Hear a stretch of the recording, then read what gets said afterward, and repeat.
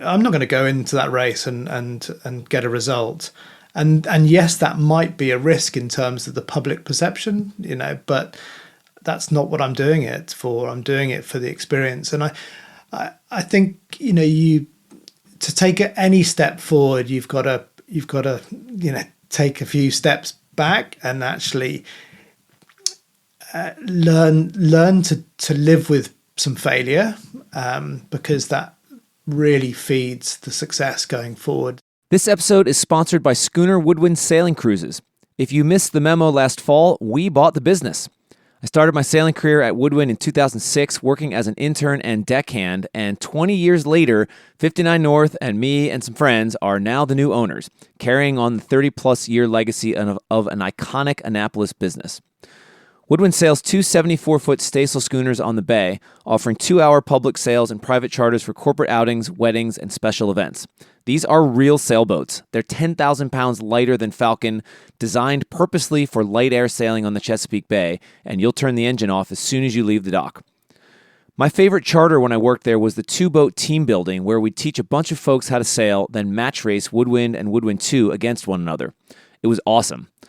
One of the things we've implemented as new owners is that you can now book tickets for any public cruise for the entire season. You can use the code HOLDFAST, that's all caps, no spaces, HOLDFAST when you buy tickets online or at the dock office to get $10 off any public sale ticket. That's good for a beer and a half on us. Or contact the business office at schoonerwoodwind.com for private charter options. Tell them we sent you for special treatment. 59 North is also running 2 Woodwind trips this year, the Great Chesapeake Bay Schooner Race and the Return Adventure Cruise up the bay, both in late October, which can be booked on 59-north.com/bunks, or just get in touch and we'll help you with that. Check out schoonerwoodwind.com to buy tickets. Use that coupon code HOLDFAST when you go sailing. Say hi to Captain Delaney and Jake, both of whom have sailed on Falcon.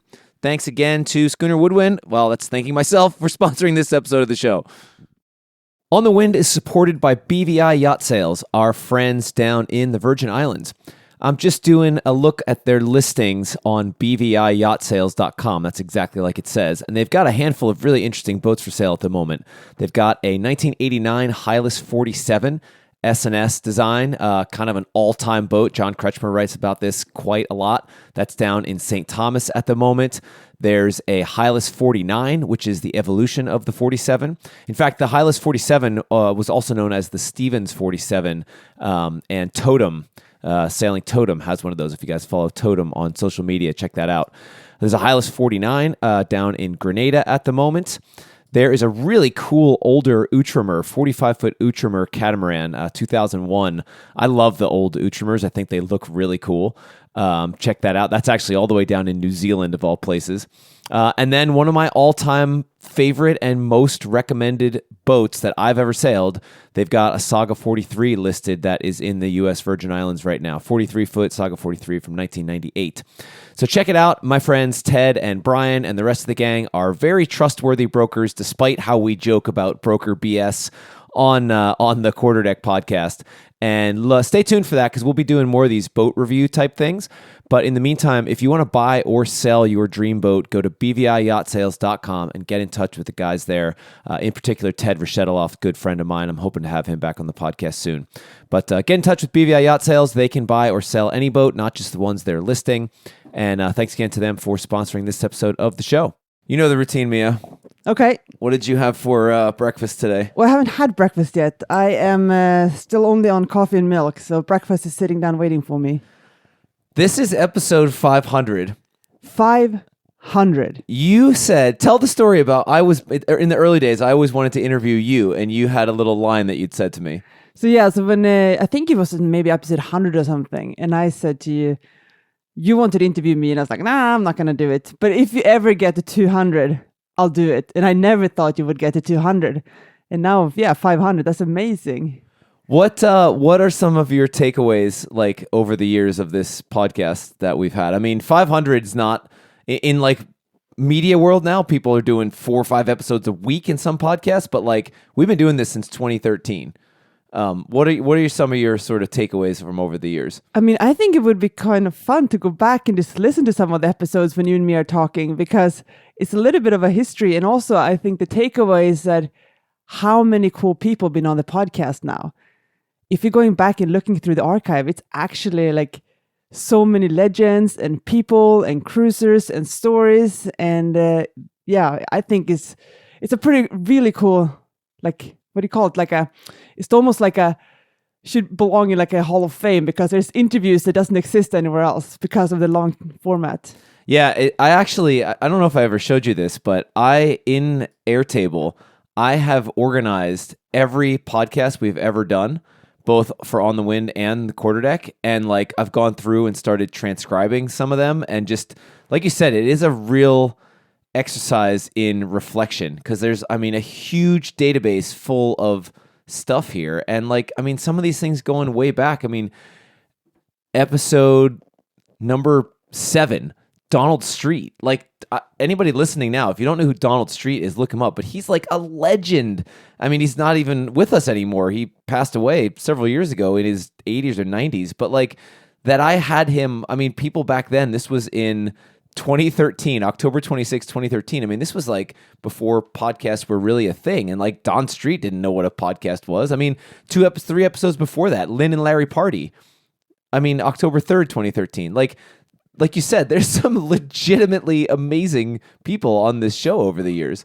Yeah, and I think also, what I was going to say is it's really amazing how many people we have connected to and like have invited us to their homes, to their boats, to do these interviews. And I think that is another takeaway I have, how kind of like, it's for us, it's been a really neat way to get to know people, both like heroes to us, but also other cruises that we meet in random places, and just hear stories. I think it's been a really cool way to open up the sailing community.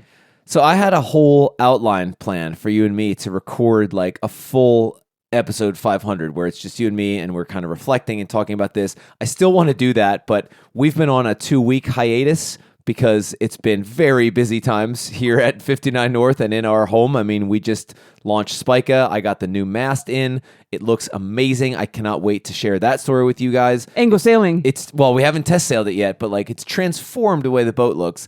So I'm very excited about that. We were in Bergen last week for our 59 North annual staff meeting thing. So like, that took some time. And the reason we haven't had an episode out in a couple weeks is because I had high hopes that you and I would record this special episode 500. Well, here we are, and I don't want to delay another week. So we're going to do a quote unquote normal episode this week with this intro. But I still want to do this like outline of where we're at both in the podcast and 59 North, and like kind of reflect on how far we've come. I think that's amazing. Yeah, I would love to do that for the last but episode I want to have the season. Time to sit down and actually think about it. It's been a little bit crazy. I also just got home from Falcon 3 weeks ago. And as we record this, my dad and sister are in the car on their way from the airport. They're coming to see us for the week. So if we didn't do this right now, it was never going to happen because Axel's out of school this week, and then we have summer vacation, and it's just like, whew. Yeah, busy life. How do you feel about life right now in general? It's busy, but it's also really fun. I love that we still take the time to go sailing. I had a really good time on Falcon this spring, and super excited about going sailing this summer. What are you most looking forward to, both in 59 North and in the post 500 episodes of the podcast? Oh, I think the one thing I think it would be really cool for the podcast is to go through the archive and re-interview people you interviewed back then, like what happened the last 10 years. I know you have a couple people on repeat, but I think that is really fun in the podcast to see where people are in their life now. Even maybe they're not even sailing anymore, but I think, yeah, go back and look through the archive, and in 59 North, keep going to cool places, and yeah. What was your biggest takeaway from our staff training in Bergen? Because that's like the best time of the year for me to get everybody together. That we have an amazing team. I love those guys and girls. And I think also the importance of seeing each other together. I love it. I think everybody's kind of re-inspired after that. It was really cool. Yeah. All right. So Mia, do you know what episode 500 is going to be? I have no idea. I will tell you about it. Conrad Humphries, he is the skipper of HOUND, or like one of the skippers on HOUND, which is a classic racing yacht that's been all over the place. We've seen it in Antigua. But he also was the expedition leader for reenacting the Captain Bligh voyage, like 4,000 miles in the Pacific. It was on the BBC.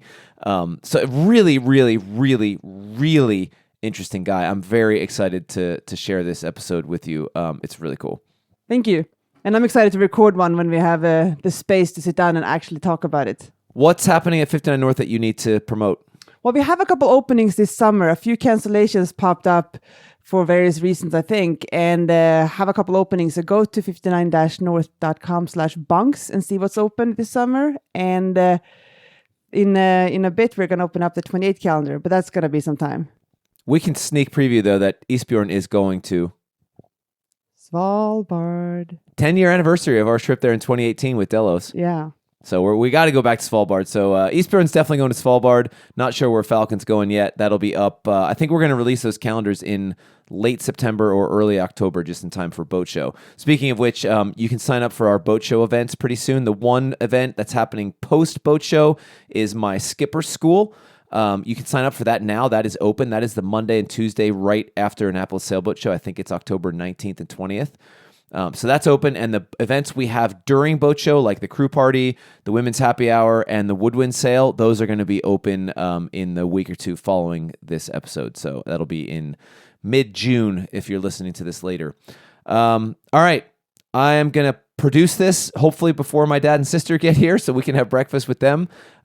Mia, thanks for doing this. I look forward to having a lengthier chat about this outline I have in mind for the two of us coming at the end of this season. Thank you. By the way, August and I had a mission to publish an episode every single week in 2026. We've now missed the last 2 weeks, so maybe that was ambitious. Good job, though. Yeah. Okay, until next week. Hold fast. You're listening to On the Wind, my podcast about offshore sailing. I'm your host, Andy Schell.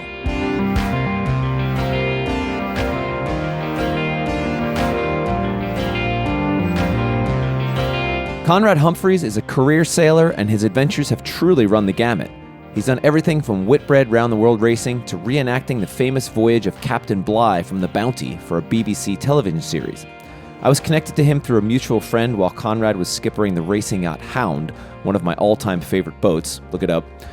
Despite his love for sailing fast, Conrad actually bought the replica Bounty launch after the filming and now sails it on the southwest coast of the UK. Check out his latest adventures on bountyproject.co.uk.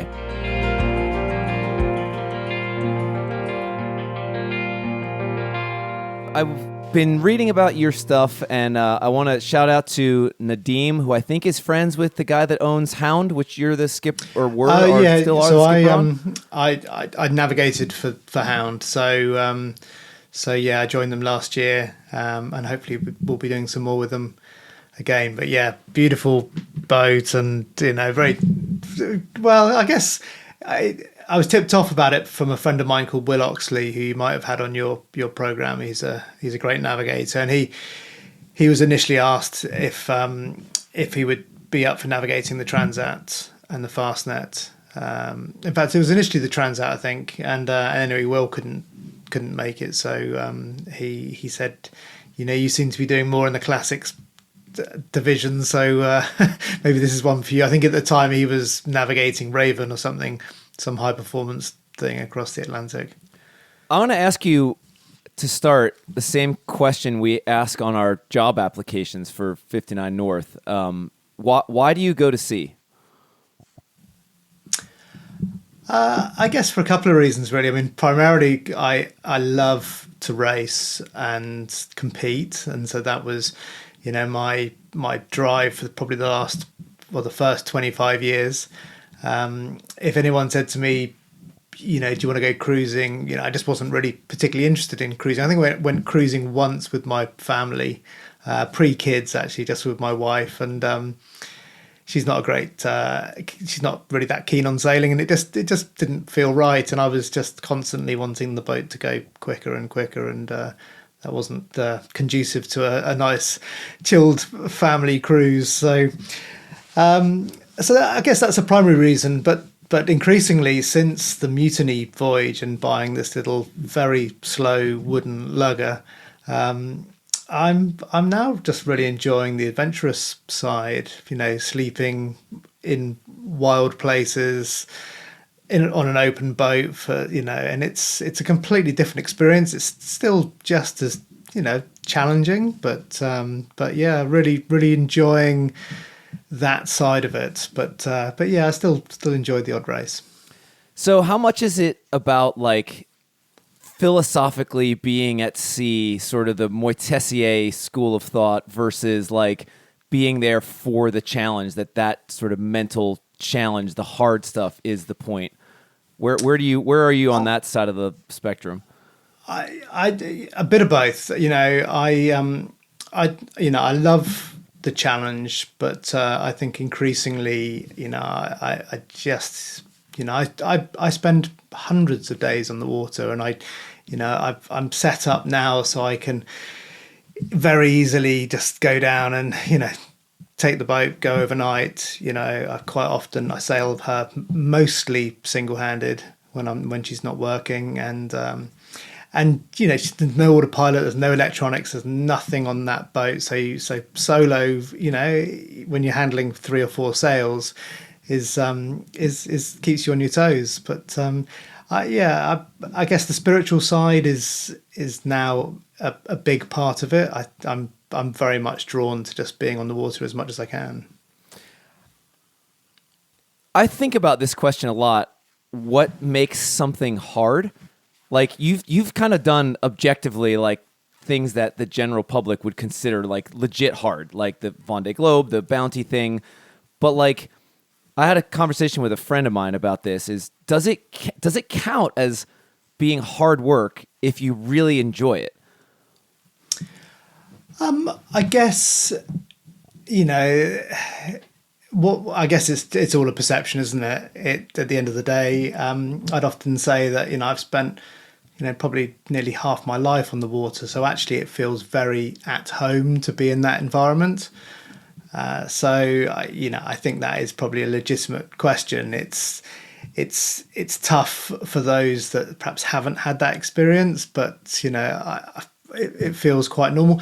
Actually, the mutiny voyage was an interesting one because we were cast with a very disparate group of people who ordinarily you wouldn't choose to have round the dinner table for a party, and most people would be their biggest nightmare to be on board a boat with for 60 days with a bunch of people they don't care about.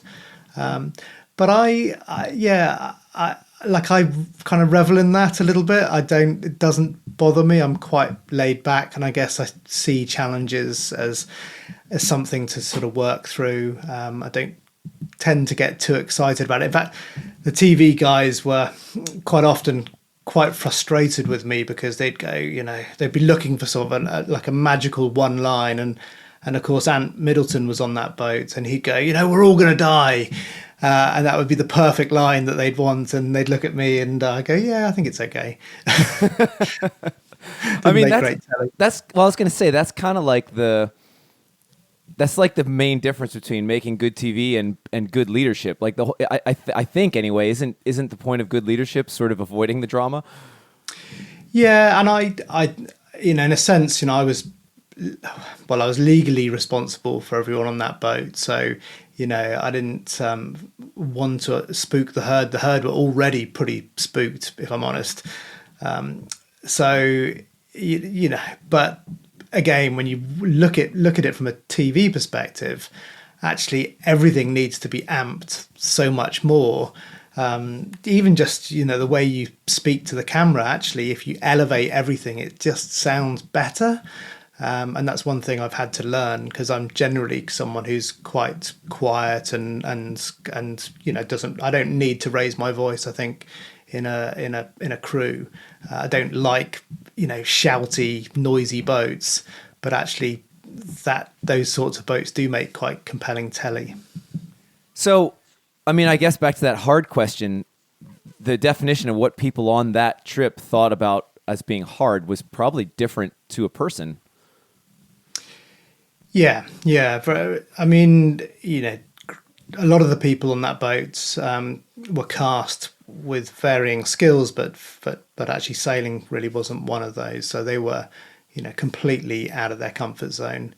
Very different to races like the Global Challenge, where they're all amateurs, but they've signed up for this race around the world. and obviously they're motivated to do that and to get better at it and to perform and so on. This was it was a kind of a strange bunch of people that you'd put on a boat. I can see why it worked for telly.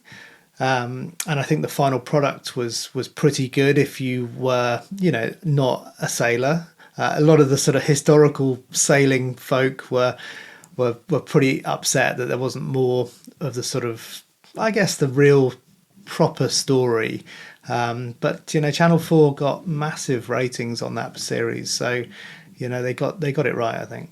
So how did that come about? Just to give some context, I mean, I'll mention it in the intro, but like, how did you get involved in that, and what was the pitch to you? So I think they were looking. They knew they needed a professional skipper. They decided to go down the road of coding the vessel, and it was clearly, it was a commercial voyage. But they'd already cast Ant Middleton. He wasn't a sailor, but he was, a pretty good survivalist, ex-SAS guy. So is he like, for us non-Brits, is he like a household name in England? Would people know him? Yeah, I mean, he did this very big series, which is still running, called SAS Who Dares Wins. So he's a former SAS guy. And he became, pretty well known in the UK, expanded his brand. He lives in Dubai now. He kind of a little bit ostracized from the UK because he said a bunch of clumsy things, and Channel 4 ended up firing him. But yeah, he lives in Dubai, and I think he makes Channel 4 SAS series in Australia, and still still quite a well-known name. In terms of for me, I think they must have gone a little bit around the houses looking for the right person, and then eventually all leads sort of said, "Oh, this guy might be the person you're looking for." So initially, I was brought in to consult and to write the feasibility for the program, to do all the risk assessments, to sort of figure out how it could be done. And then increasingly the boat, I wasn't involved in the boat design or build. It was obviously a replica of the original launch from the Bounty. But I did get involved in coding the boat. And it was at that point when I started sailing the boat, I thought, this is actually quite a nice little boat. It's pretty seaworthy. I'd actually quite like to do the voyage. And then discussions kind of continued, and it was pretty clear that I was probably the right person they needed. Not many commercial, if any, would take on that voyage because there's two things you need to satisfy yourself. One is the boat safe to cross an ocean. As two, the crew sufficiently trained to be able to do it, and I couldn't answer either of those questions before I set off. That's impressive that they went through the coding process, because that's a pain in the ass, man. And to do it on an old boat like that, I'm surprised that it was even possible. Yeah, I mean, that's the ridiculous thing, is that they kind of created a rod for their own back, because eventually it was given a Cat 6 coding, which means no more than 3 miles from a safe haven in daylight hours only. So, we're about to sail at 4,000 miles across the Pacific. So, okay, yeah. So it wasn't Cat 0 like it should have been. No.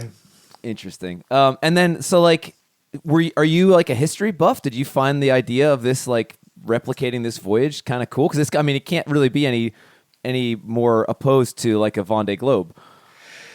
I think people do say that you kind of discover history perhaps a little bit later in life, and I wasn't a particular history buff at all, but this seemed to be the trigger. As I got engrossed in the story, and then acquiring the boat, and then we started to make our own history content, exploring the history of Devon's rivers and the Cornish rivers and so on. And I suddenly realized there's hundreds of these little boat stories they were the working tools of the big ships. We know about the big ships like Bounty obviously and the Beagle and so on, but these little boats, they were the sort of surveying tools of the time. But they made some remarkable expeditions. I mean, the Beagle little cutters, sometimes they would be away from the mothership for 4 to 6 weeks at a time. These little open boats down in Patagonia, living it. I mean, that would have been really tough. So yeah, it really grew on me, and I started to research other voyages, and here I am, 8 years later, and my attention is solely focused on these historical voyages. I haven't, I still follow the big races really closely, and I still get the chance to step in and do the odd race. But yeah, it seems to have captured my niche really. Is there a difference to you between like sailing on one of these modern race boats versus sailing on the Bounty? What did that boat have a name, by the way? Did you guys name it? It was just, originally it was just referred to as the launch. It would have been the launch from the Bounty. Am I different? I mean, I navigating and doing sort of performance related stuff, I'm pretty good at working with teams. So with HOUND, I sort of fell into this sort of kind of coaching, performance, navigating role, which I really enjoy. So completely different to Bounty. But the one thing I'd say about sailing generally is, the more hours you can put on the water on any sort of boat, the better it is. And whilst she's very different from a thoroughbred racer, the same adage is, actually time in the water does make a difference. If you really want to get good at sailing, sail a variety of different boats. And I think that's probably been the highlight of my career. And I've sailed multi-hulls, I've sailed monos, I've sailed, high performance offshore boats, I've sailed stupid little old wooden boats. I shouldn't call it stupid, but it's actually that little boat's probably done more miles than most people spend in a lifetime. So it's pretty good for a 7-meter boat. You mentioned in there that you really love doing the team building kind of coaching aspect of it. What about it specifically do you like? I think when I skippered or got the chance to skipper the Global Challenge race, I learned so much about, myself and my own abilities, but also, how to really, build a team that share a great sense of belonging, that have a really clear purpose. And I have a sort of a side career as a speaker, as a presenter, working with clients all over the place, building teams. But it all came from that Global Challenge race. The Vendée Globe was a very different sort of thing because it's a very personal challenge. Requires a huge amount of self-belief and determination, but also you're recruiting a team of professionals to work with. So some of those elements of the Vendée come into the work that I do in terms of what is the personal drive? How do you feel comfortable in really uncomfortable situations on your own when you don't have your team around you? So it's those aspects that I'm kind of really enjoy working with groups about. I don't claim to have a huge sort of business knowledge. I run a business. I have a couple of companies, but I go in there and talk about the sorts of things we faced and how we got around that, and what as a leader you can do to make things more cohesive and better performance. Did you like figure this out? I think I read you were what 26 when you did the BT Global Challenge. Did you like figure this out as you went, or how did you learn this stuff? So, like, it's incredible race series that's very similar to the Clipper. I'm sure you probably had some Clipper sailors on board, and it started with the selection program. So I think we were whittled down from 190 applicants down to just 12 final skippers. Those skippers had probably about maybe 2 weeks of really intense selection and training and coaching and mentoring. So by the time we got to the final 12, we had all been given an incredible sort of set of tools about how to motivate, how to present, how to lead your team in difficult times. All of this stuff can be learned. I honestly believe that leadership is something that can be learned. Yes, there are good leaders and bad leaders, but as long as you're self-aware and you know what your bad traits are, then I think leadership is something that can absolutely be taught. So I was like as long as you're self-aware, though. That's a huge caveat. I'm not sure that most people are. Well, that's when you spend 100 days alone at sea on your own, you become very self-aware. So how? Give me an example. I think. I'll give you one very specific example. So a lot of sports people, particularly or very driven business people, have. Can quite often have this quite irritating voice in their head, which is quite negative. It's quite driven. It's always not encouraging, but pushing you to go further, faster. It never sort of says well done, have a cup of tea. And I'm someone who lives with that voice. Certainly during my professional racing career, and actually during the Vendée Globe, when I smashed my rudder, broke my rudder off Cape Town, limped into Cape Town, repaired the rudder or replaced the rudder, and then set off, a couple of thousand miles behind the last place boat. I learned how to shut that voice out, and I learned, to sort of refocus my effort on where I was at the time and what I could do. And that technique is something that I think everyone can learn. That sort of reframing of things, really. So yeah, I think all of this stuff can be learned, but you can't just read about it. I think you need to put yourself into those experiences, and you make tons of mistakes as leaders. I know I've made lots of mistakes. I've looked at situations, particularly on the mutiny voyage. I go, why did I act like that, or why did I? But it does require a little bit of self-awareness or ability to sort of look at someone and go, they're not following, they're not understanding, they're not showing a sense of belonging, they haven't kind of got it. Is that their problem or is that my problem? And actually 9 times out of 10 it's the leader's problem because of the way that they're dealing with it, not the person who's receiving it.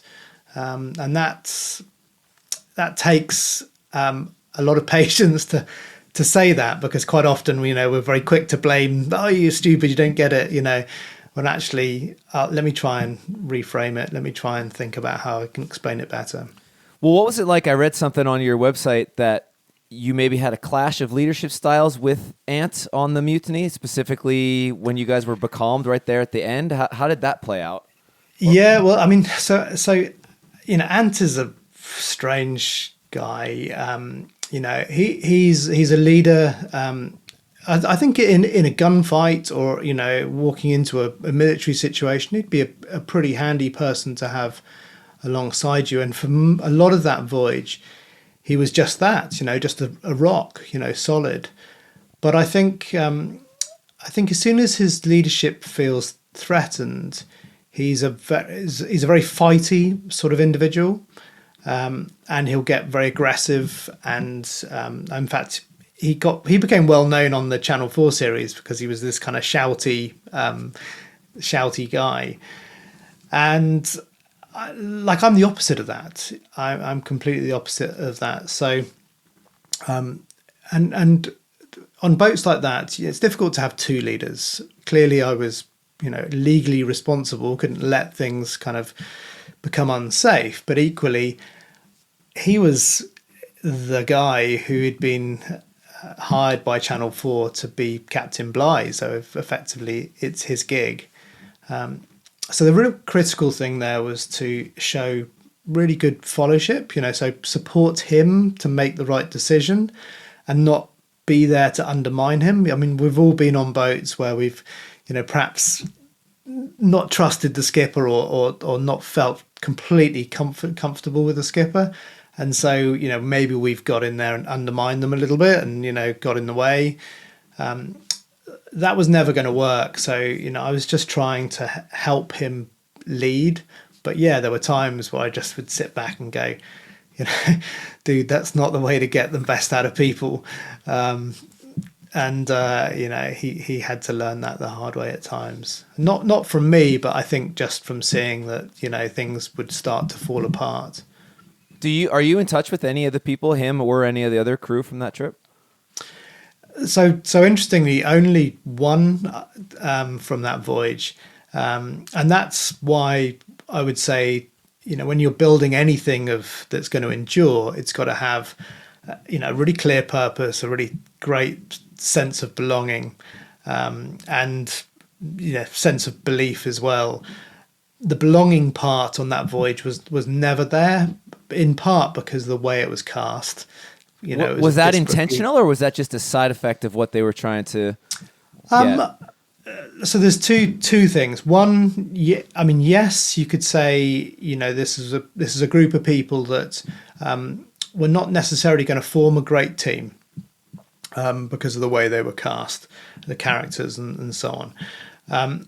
But when you throw a bunch of people into a boat for 60 days, and they succeed and get to the other end, you think they become, lifelong friends. And that actually is down to Ant. And why I say Ant isn't a great leader is because for him, it was all about him and his journey to the next thing. And so as soon as that film was done, he was off. That was it, look how great I am. And that sort of meant the group just kind of dissipated very quickly. And so when I say, if you're going to build anything that endures, my global challenge team, which we talked about, we celebrated our 25th anniversary last year. In fact, all the teams celebrated. But 25 years on, I'm looking at this sort of bunch of, grey-haired crew that, we sailed around the world together. And exactly that same feeling that we had, when we crossed the finishing line or we set off is still there now. And you'll know this with, good friends of yours. You can be out of contact for years sometimes, but as soon as you're back in the room with that person, the chemistry is exactly as it was when you left off. And that's really the ingredients of getting the belonging right.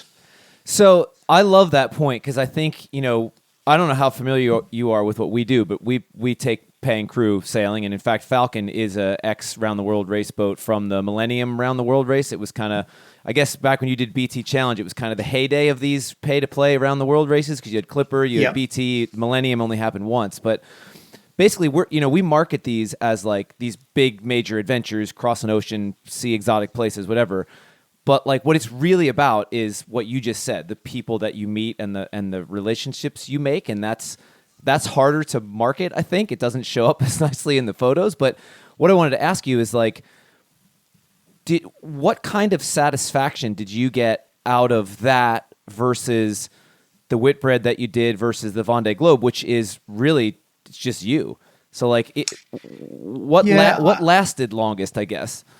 Well, they're all different, but without doubt, I guess most of the sort of the things that I've taken away from sailing came from that global challenge experience. Being a young guy, handed the keys to a campaign and a crew of people that I didn't select, but became literally lifelong friends and so on.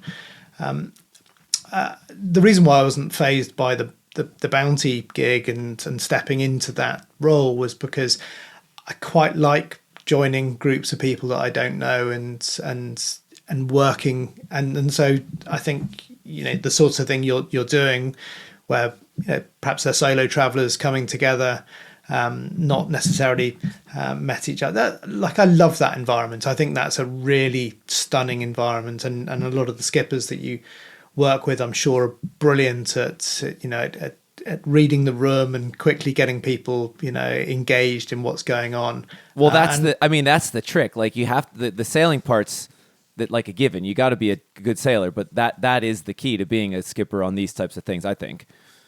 It is definitely.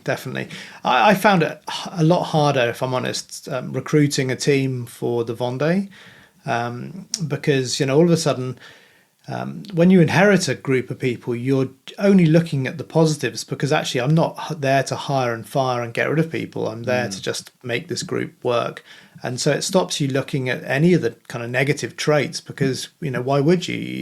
You're going to be on that boat with that person for the next 100 days or whatever. That's kind of, that's sorry to interrupt you, but that's kind of the opposite to this. We have a sort of a frequently asked question, like, how do you know I'm going to get along with the rest of the crew? Well, it's like, you have to, like, you will, because you have to. But then the other side of that is, as from the leadership standpoint, is how do you make sure that everyone gets along? As well, you have to make sure they get along. That's your job. Yeah.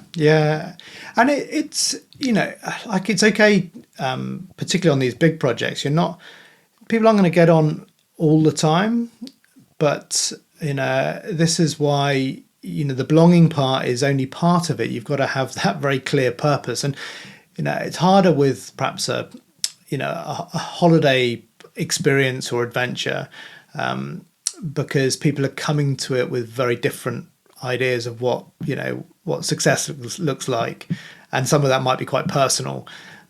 Whereas on a race like the Global Challenge, actually my job is to get them unified behind a can-do that we could potentially win this race if we do X, Y, Z, and actually, that will give us the endurance. Will build huge camaraderie if we have some success along the way that leads to perhaps the final result. Whereas going off on an adventure, you've got to. I think you still have to sort of sit down and say, what are we what would be success? I mean, I'm sure your skippers do this. They probably sit down and ask everyone. You probably have a vetting process to try and identify what people are really looking to achieve. But it's how many crew typically on your? So we're on Falcon, the big boat. We're a skipper and a mate, and then sometimes an apprentice, and then 8 paying crew. So it's relatively small compared to, I guess you guys probably had 15 or 20 on the BT. Yeah, we were 18 on in total, including me.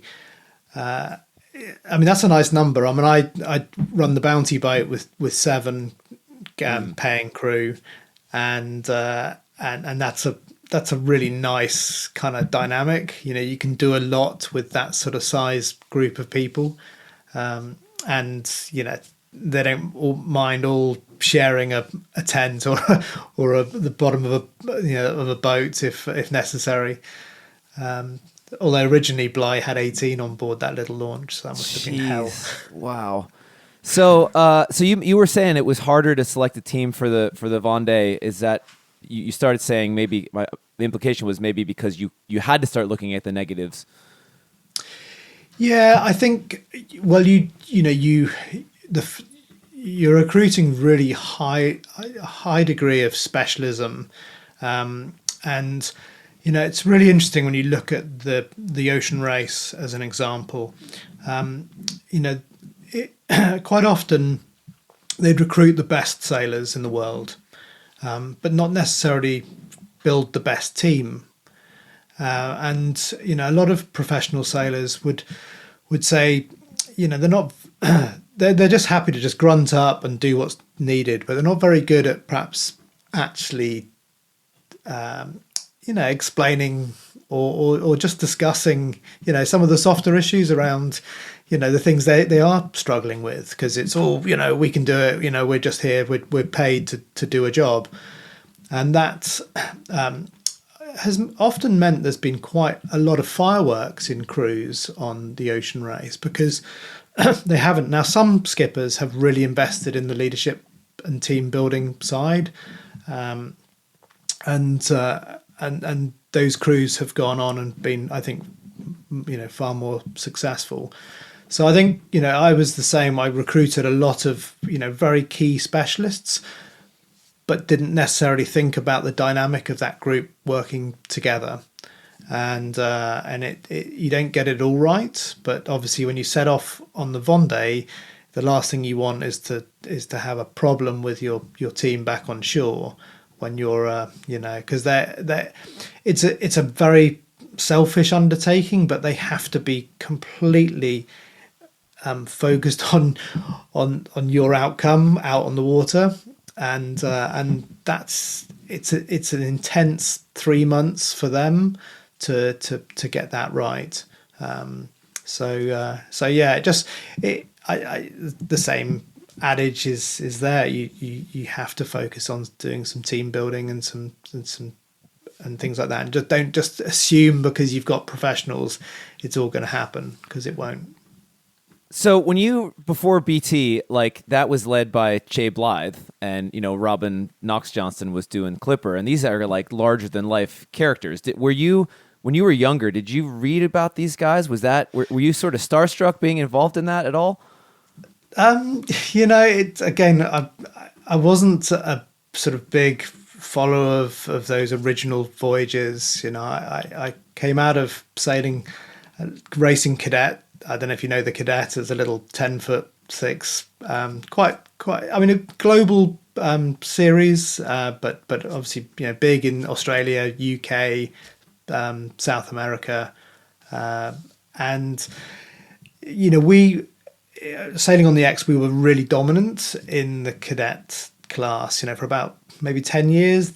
Our little club in Exmouth produced 3 of the top 5 in the British team, and so all we did was train. We trained 4 or 5 days a week, day in, day out. All I cared about. And then I was at the Junior World Championships in Holland when I got asked if I wanted to join this youth team for the Whitbread. It was a few years away, and so we won the Fastnet race, and we did a round Britain race, and I kind of still wasn't really into it. I liked the sailing, but I wasn't really gripped by the offshore stuff. But the sailors that were on that boat were world class dinghy sailors, really good. And we then merged with another campaign. I didn't get selected for the final cut, so I ended up leaving, and then later on joining a Ukrainian team. And it was very different. It was a very underfunded program. It was, Ukraine had just got its independence from the former Soviet Union. It was a sort of disaster show, really. But at that stage, I was just really starting to enjoy I think probably when you mentioned the Motissier link, I think I was starting to feel a bit of that in the sailing. And then, found myself in the Southern Ocean with 4 Ukraines and a couple of Russians, an Irishman and a Australian, surfing down these giant waves going, this is just, I don't know, it's better than anything else I've ever done. Days and days of surfing down these giant waves. And that was kind of me hooked. Well, this kind of leads back to my question about things being hard. Like that sounds objectively like what you would assume is objectively hard, but you just said you loved every minute of it. So is it both? Can it be both? I think it can. I think it can. I mean, again, I has there ever been a time out there where I've gone, the hardest, without doubt, if you want real hardcore sailing, then go and do the Figaro. I don't know if you know the Figaro race series in France. There's a reason why every single winner of the Vendée Globe has come through the Figaro, and that is because, without question, the Figaro is incredibly hard. If you want to live, the legs are sort of 3-4 day legs. You're probably getting, 20 to 30 minutes sleep a day. I mean, it's brutal, absolutely brutal, but it teaches you actually where your limits are, so that you actually don't ever allow yourself to get that deprived of everything, because you'd never survive a Vendée Globe if you pushed yourself that hard. But the Figaro is probably without doubt the hardest sailing I've ever done. Hardest because of that sleep deprivation.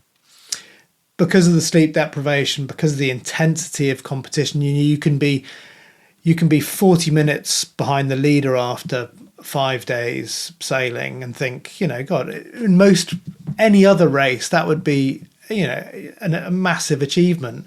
But there'll be 35 boats between you and that place. Wow. As you come in last. That's brutal. You're 40 minutes slower than the guy who's just won the leg, but you finished in last place.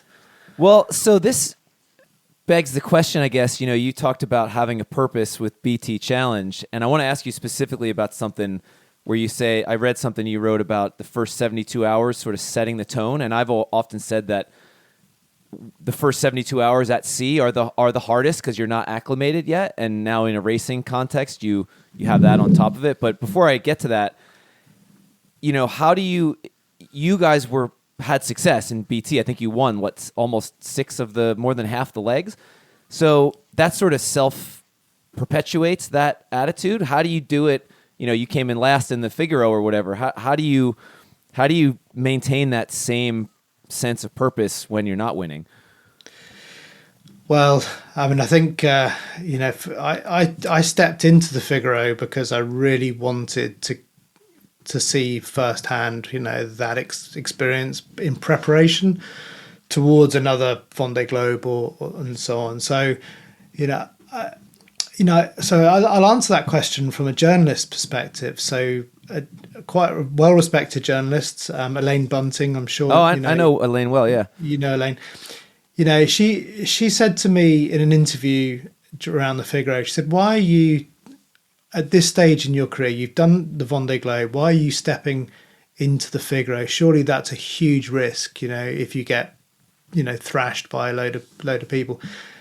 And I just remember looking at her and say, I'm stepping into the Figaro because I need to learn how to, survive in those really difficult environments. I'm not going to go into that race and get a result. And yes, that might be a risk in terms of the public perception, but that's not what I'm doing it for. I'm doing it for the experience. And I think, to take any step forward, you've got to take a few steps back and actually learn to live with some failure, because that really feeds the success going forward. There's no question in that. And some of those top Figaro guys, Jeremy Bay, what has he done? 18 Figaros, like 18 Figaros, and he's won it, 3 times. But think of how many times he's done it when he hasn't won, and why they keep coming back and keep coming back and keep coming back. Who's back in the Figaro this year? Jan Richaume's back, finished second in the Vendée Globe, and he actually broke a few ribs in training over the winter. So he's sort of saying, in my condition, I'll be happy with a top 10. But you watch when that race starts, I bet you he'll be, up near the front. He's won it twice. He's been back 10, 12 times. Well, do you consider your time doing that a failure? Nothing. I think when I said to you, sail as much as you can, sail as many different boats as you can. None of it is a failure. It's that perception is often external, coming from other eyes looking in, and I think this is about, again, when you feel very confident within, to go and take these sorts of leaps. A lot of people would say, what are you doing now? Messing around in a little wooden boat. But actually, I feel really quite at home in this little boat. It's a very different sort of sailing, but it's still sailing, and it's still providing me with some skills and some learning that I can take into other things. And this little boat you have now is your own sort of business, right? Yeah, I mean, she's a fledgling little business, I would say. Very seasonal, but it started off with an idea that let's take a bunch of kids and use it for doing some educational stuff, and it's just it's gradually growing into something. Maybe in a couple more years, it'll be a sort of full-time seasonal job for somebody else to nurture and take on. Do you have kids of your own? I do. Yeah, I've got two daughters. One who is first year at university at Bristol University. She's reading neuroscience, and oh wow, cool. My younger daughter has just day 2 of her GCSEs. So yesterday was the first set of exams, so it's home. Wait, what is a little tense at the moment. For the non-Brits, what's GCSE? First year school exams. So leaving school, this is the first set of exams that will take her into her A levels after that. So cool. So it's no, go ahead. They need to get them, but once they're done, they're done. That's it. All right. I mentioned this in an email this morning. Like, I've got a 6-year-old, and my wife and I, she's on Falcon in the South Pacific right now. They just got into Moria like a couple hours ago.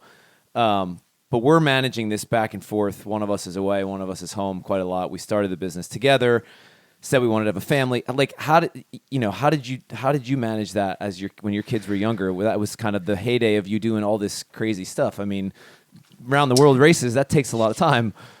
Yeah, well, so I didn't. Our kids were born. 2007 was my first. So I'd finished the Vendée in 2005. 2006, I was sailing Extreme 40s around a different bunch of locations, but I was, only away for short periods of time. 2007-8, I was doing quite a lot of multi-hull sailing. So probably for the first 4 or 5 years of Caitlin's life, I was around a fair bit, and I think that's probably if you can, that's kind of the pivotal time to sort of be around. Certainly, selfishly, it's just wonderful seeing that first bit of development. I think Vicky, my wife partner, she's a really she's full time at work, but she's very comfortable. So our kids were at nursery from 6 months old. They literally were crawling when they went to nursery, and they'd be at nursery for the whole day. They just never knew any different. And I know a lot of so we used that sort of support, so we continued to work. But I gone off and the mutiny voyage was 2.5 months away. Summer holidays, the kids were at an age where they were constantly sort of where's daddy, I think it was tough for Vicky that voyage, but in the main because there was zero communication coming off the boat. So she had this tiny little tracker that I'd given her so she could follow the boat, but that was the only comms. There was nothing coming back home, and so I think that period for her was difficult because the kids were at an age where they understood, but they were just just asking where I was. It's, I don't know. I think we all find a way to muddle through. I mean, it's interesting. You're effectively co-parenting your children. Do they have a preferred parent? He's definitely more needy with me. I don't know if that's preferred, but he's more independent with Mia when she's home. So when he's here with me, we only have one. That was kind of intentional because of our lifestyle. But it's hard to reconcile because like this is, on one hand, you can justify it by like, well, mom and dad are setting an example of how to follow your heart and follow your dreams and be successful and whatever. But on the other hand, you're away a lot of the time, and we limit it to 6 weeks if we can at a time. Mia will be away 7 weeks this time, and we've set it up so that we do our sailing in the spring and winter and fall, and then we're home. We have our own little boat here in Sweden, and we live on the boat for the summer. So when she gets home next week, we'll be together until October. So there's a nice long stretch we're together. And I guess I've justified it as kind of selfishly that, well, when I'm home, I'm home. I work from home. I'm there when we're there, and when I'm gone, I'm gone. And that's the way it is. And interesting with the communication stuff, we just recently added Starlink to the boat, but we don't use it for comms between Mia and I. Like we write a daily email to each other, and that's it. And that, I don't know, it makes it easier to be away because there's less expectation that you have to be in touch all the time. And it also makes it's a different way to communicate. I mean, how often do you, I've said this before on this podcast, like how often do you write like a long, thoughtful letter to your partner? Like almost never in day-to-day life. Yeah, I mean, it's so interesting. I talk about this quite a bit during the Vendée Globe because I think I spoke to Vicky more during the Vendée than probably 10 years of living with her. And I say that in jest, but we had an iridium, I'd sometimes call her for like I'd be on the phone for an hour, she found that difficult because she never knew when I was going to call. Yep. And B, she'd be like, Conrad, I've got stuff that I need to do. I'm at work, or it's lovely that you've got a albatross flying around the boat, but I really don't need to know that right now. But it's kind of hard when your partner's trying to be empathetic or and she's like, actually I've got stuff to do. By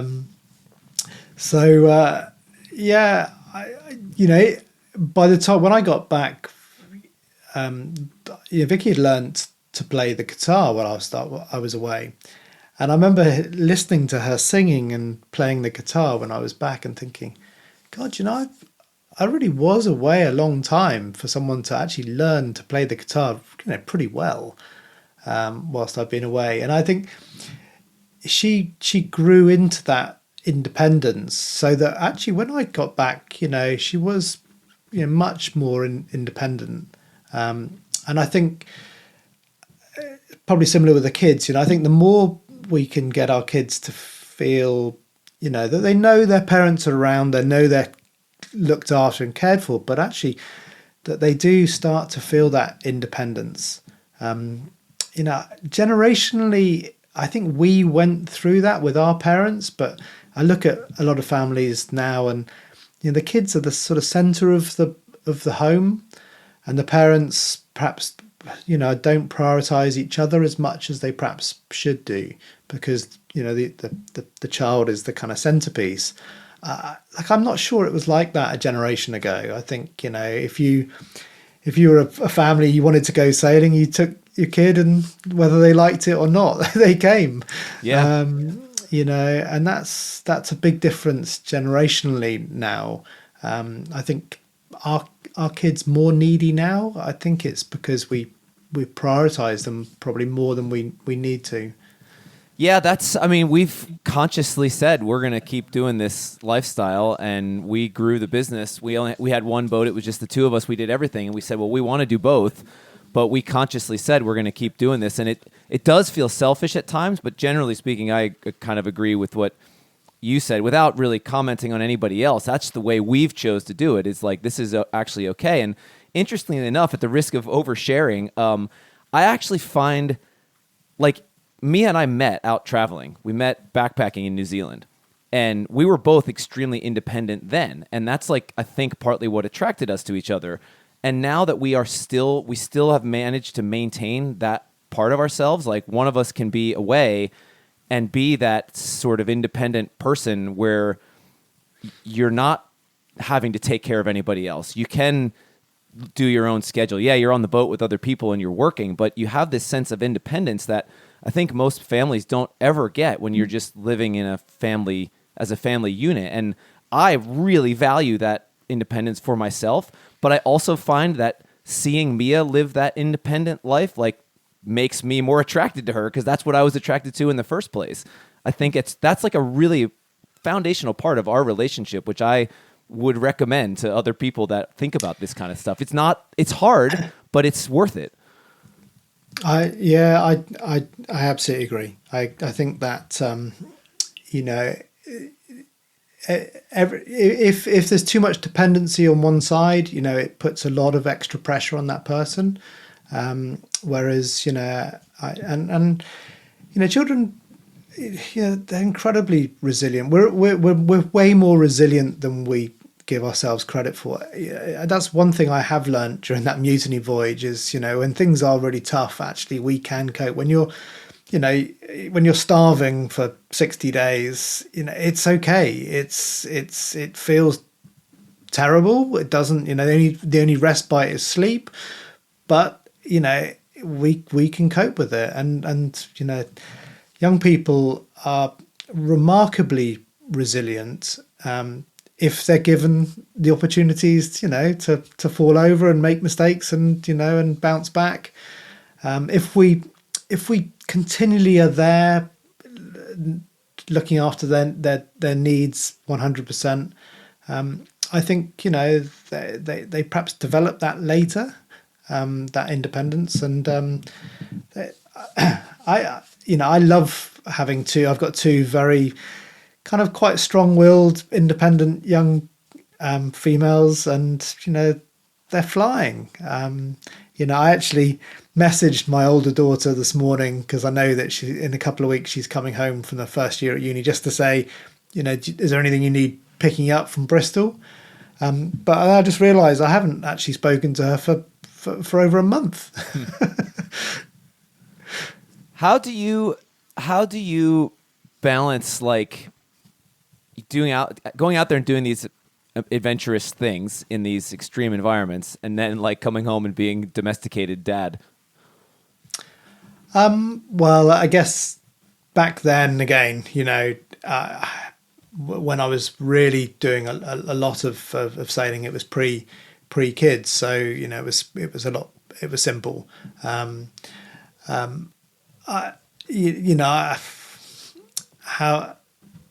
I think I've got a very I've got a brilliant partner who just she is able to juggle the sort of the day-to-day stuff, and so I kind of slot back in where I'm needed.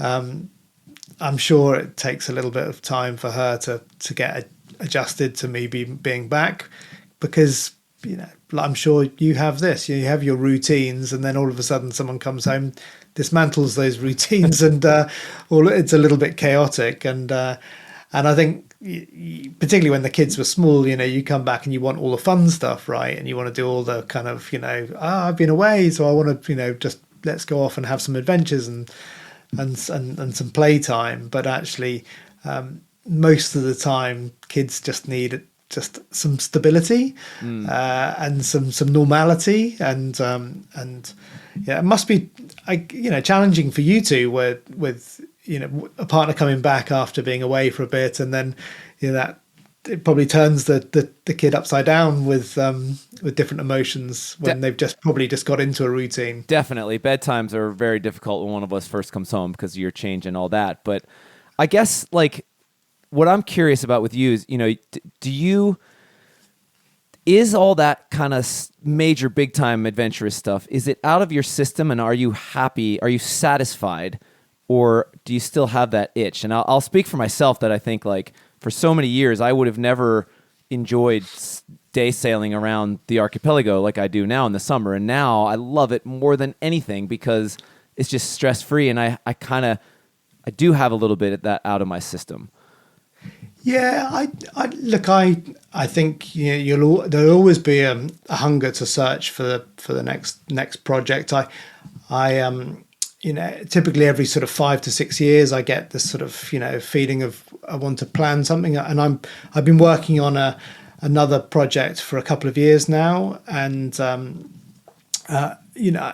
timing it feels right to go and do something a bit more adventurous again. But am I satisfied? I think I became genuinely satisfied the moment I finished the Vendée Globe. I mean,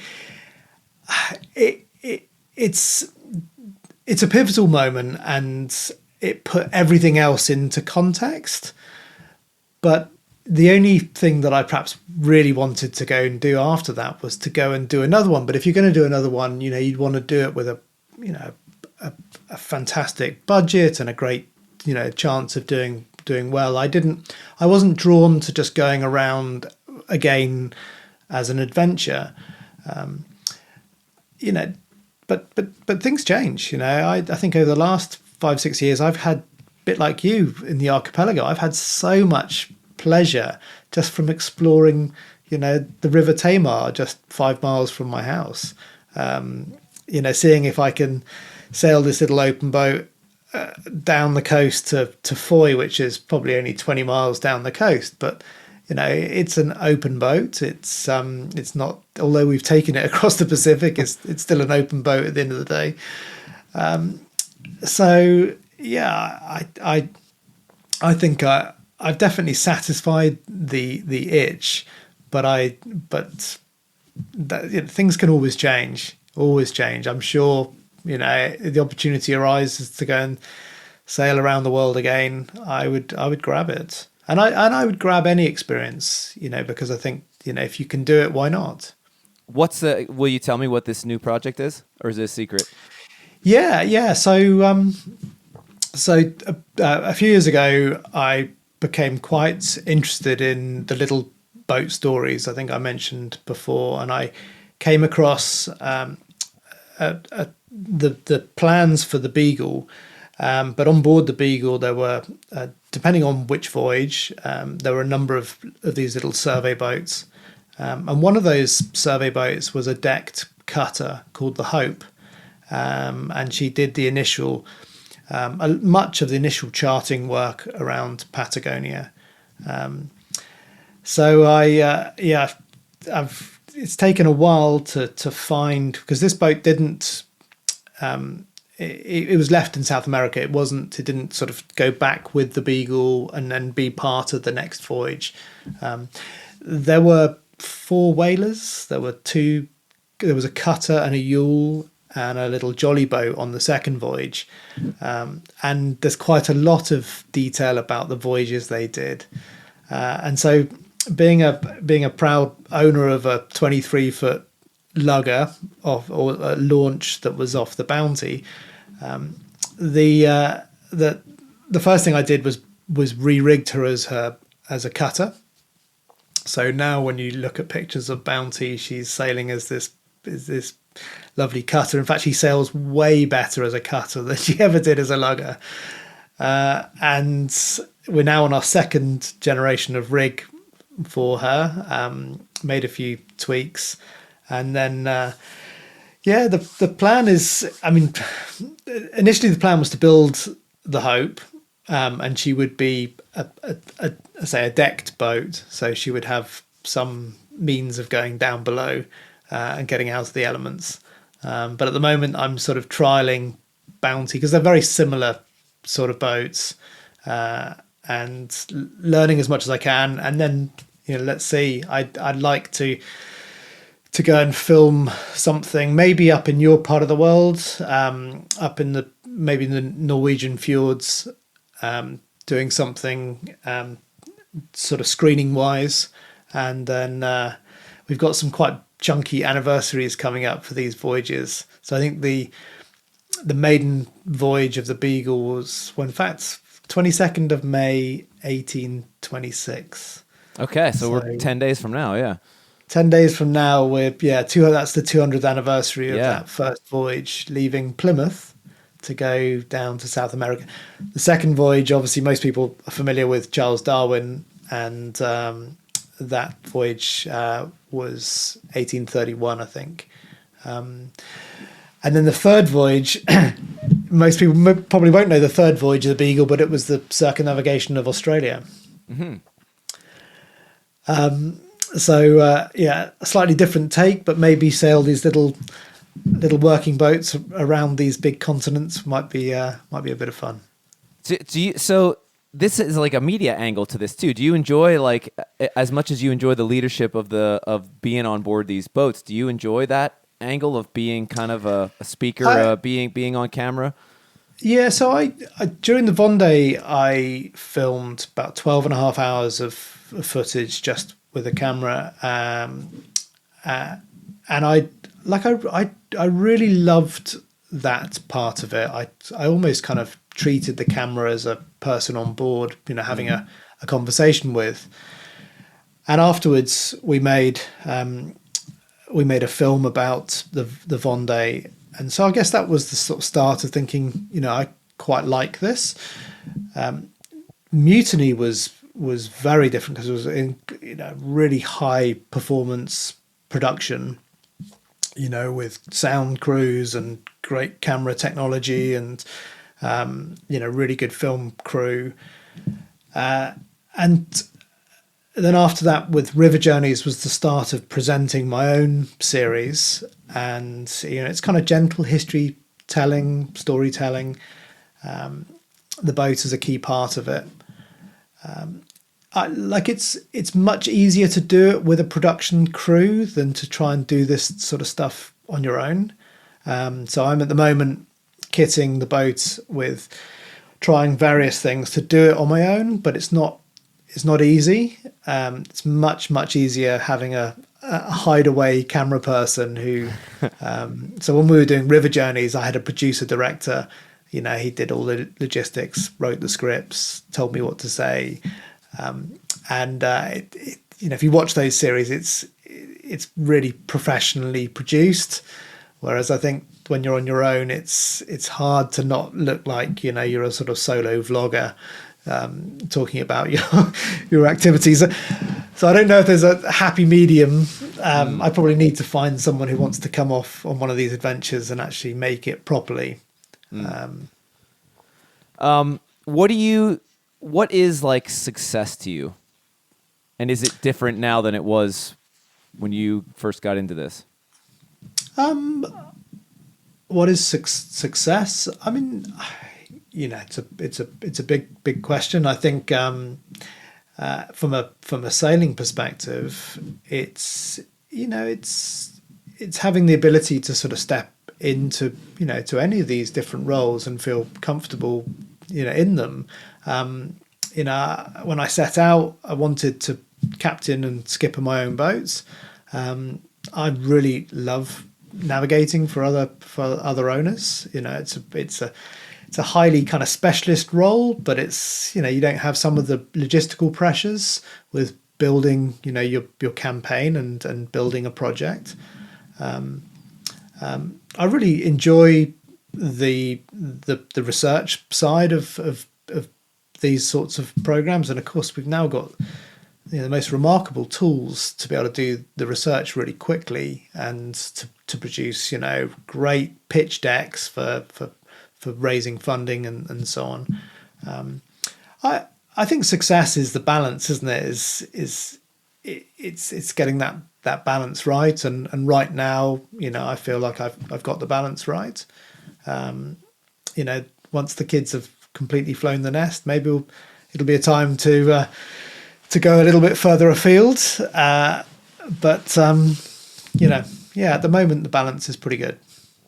That's great. Well, Conrad, this is awesome. I'll wrap this up here. I've taken enough of your time, but really nice talking to you. Hopefully we get to bump into each other in person one day.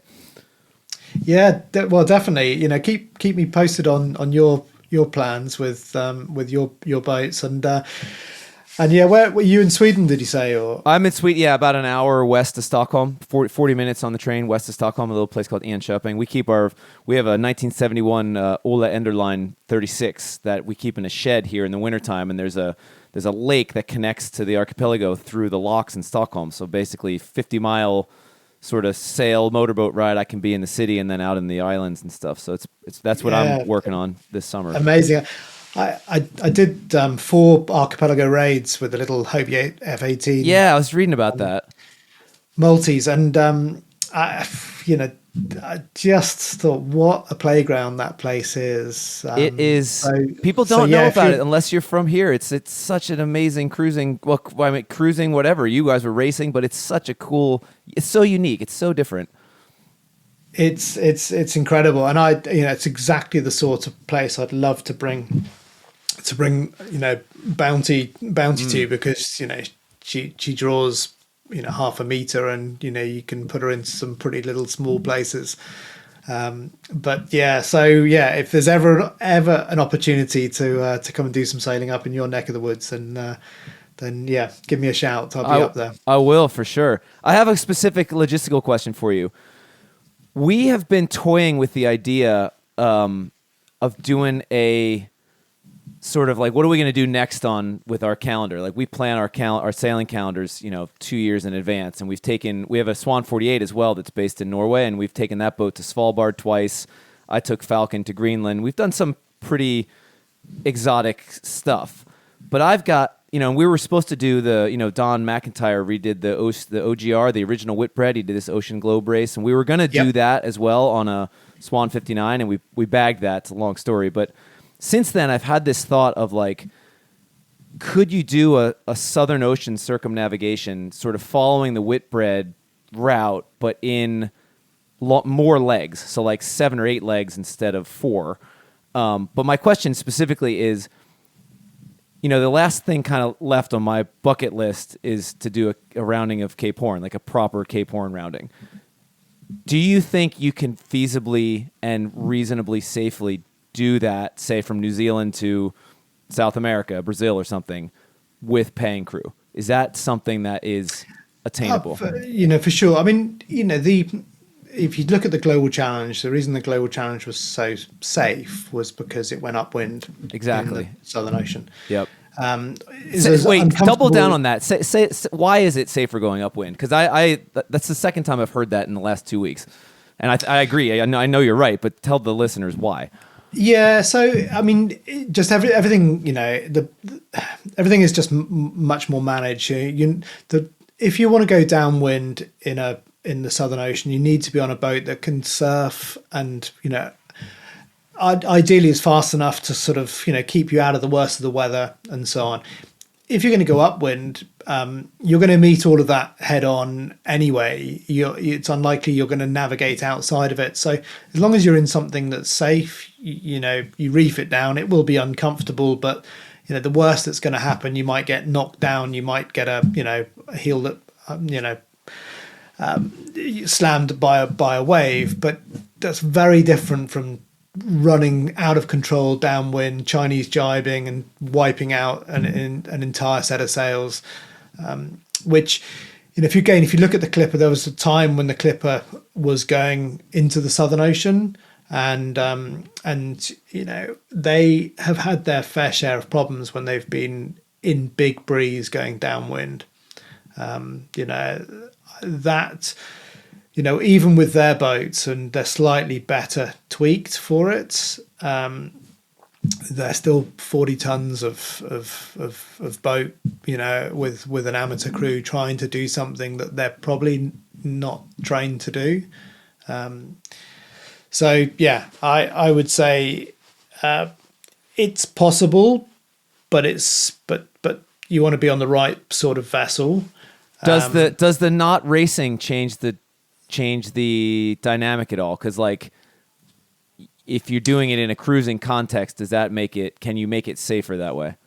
Yeah, for sure. I mean, it's if you're doing it with with one boat or a couple of boats, and you're picking your windows to go. Now with good weather modeling and weather routing, we're able to sort of you can avoid perhaps the worst of things. It depends if you're really looking for big breeze sleigh ride downwind, but if you're not, you just want to experience it. Choosing a boat that's your boat's what 60, 70 feet. It's a FAR 65. Yeah, it's a really easy boat to sail. It's big, but it's fast, and it's very easy to sail fast when you're really. I mean, they were making 18, 19 knot surfs yesterday, reefed down with a jib on the pole, going to Tahiti. Yeah, that sounds like a perfect sort of boat to do it, and you just need to make sure the crew have some experience of heavy airs downwind sailing and the sort of sailing you want to do, how much you want to push. We can all put plenty of reefs into sails and make things manageable in those environments. Yeah, so I'm tempted to do that as our kind of. I related when you said every 5 or 6 years you get something in your head to do, and that's kind of the pace we've been on as well. It's like do a couple sort of normal years. We've done 2 loops of the Pacific now, and now it's like, okay, what's going to be the next sort of big thing? First, Svalbard was 2018, then it was Greenland. Well, then it was building this boat, and then it was whatever. So that there is like what is going to be the next thing, and like right now, you can't. If you wanted to sail around Cape Horn, like properly around the Horn, like I said, you can't do it. There's nobody that does that. So that's kind of in the back of my head. Yeah, it's strange to think that isn't a key feature. It's probably on a lot of people's list to do that. Yeah. So I have a route already mapped out, like a Whitbread route, but in 7 legs that allows you to get a minimum 3 weeks in each stopover, so you got time to put the pieces back together, and it gets you in the right seasons and everything. I think it's doable. I just I never did it. Yeah, no, I mean it sounds. I'm sure you'd get some customers who want to do that. I mean a lot of the crew for the Global Challenge race, really wanted the Southern Ocean legs. Again, that was the big draw. And I'm sure it'd be the same going the other way with your FAR 65 for sure. Well, we'll see. I might ask you some more questions about that offline then. But anyway, I'll let you go. Thanks again for doing this. Yeah, by all means, keep send us your program, and if you're you're looking for people or want someone to step in and get involved, then always shoot me an email. I tend to, juggle my diary, but if there's opportunities to go and join people in interesting places, then I'd be up for that. Hell yeah, cool. All right, man. Thanks, Conrad, and I'll let you know when this is going to go up and everything like that. It'll be in the next couple of weeks, but appreciate you taking the time to talk. Yeah, no props. All right. Cheers. All right, hey friends. I just finished recording with Conrad Humphries like 5 minutes ago. And I'm stealing something from the playbook of another podcast I listened to called The Knowledge Project, where the host, Shane Parrish, kind of debriefs each episode right after it's over and gives some takeaways. So I'm going to do the same thing here. Conrad basically came across my radar because he was the navigator on this boat called HOUND, which is a really cool old, looks like an SNS, but it's not, sort of aluminum racing yawl, 60-some feet long, that I was aboard in the Caribbean, I think for the first time, probably back in like 2017. Anyway, friend of a friend, so I got in touch with him that way. But what stood out from this episode was like Conrad basically talks about and embodies the style of leadership that I think is just dead spot on.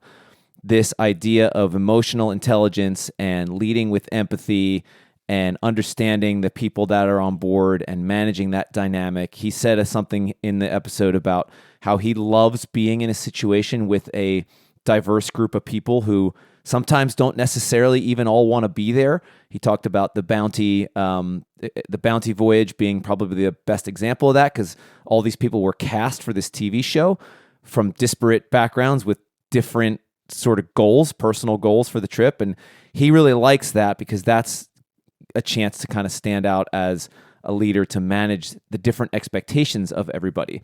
I wish that Conrad would come and be a skipper for 59 North, because like this is the kind of stuff that I try to emphasize to everybody that works for us, that this is the trick. The sailing skills are a given, and the emotional intelligence is the hardest and the most important part of the job that we do, where people are coming from different walks of life with different goals, and you've got to give them all, the experience of a lifetime.